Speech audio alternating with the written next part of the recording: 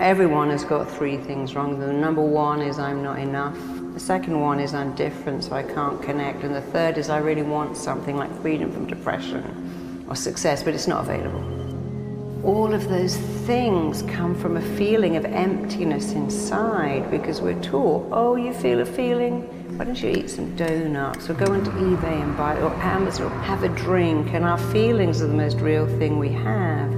And we push them down. We find all this stuff to buy or eat or drink or take to keep us, like John Lennon said, comfortably numb. But then the feelings regroup and come back because they've always got a job to do.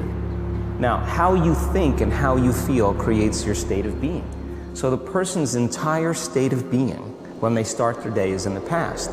So what does that mean? The familiar past will sooner or later be predictable future. Fear is an emotion like any other emotion. Fear is an emotion like love, like compassion. Fear is an emotion, we just gave it more power. Compassion, oh, that's nice. Fear, ooh. We gave it a meaning. Fear is false evidence appearing real. Fear is a story that you've told yourself about something that might happen in the future. It was about changing my identity. Because at the end of the day, identity and values drive behavior. So if you want to make a change, you have to change your vision of who you are. You have to begin telling yourself a different narrative.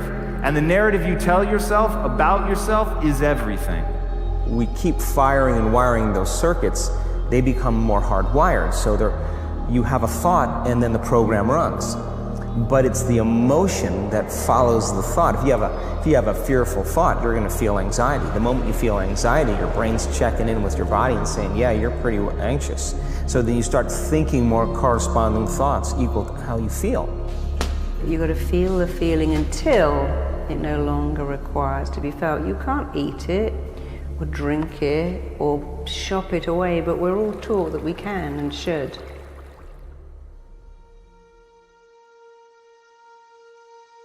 When you want to do something in your life, you don't put options out there.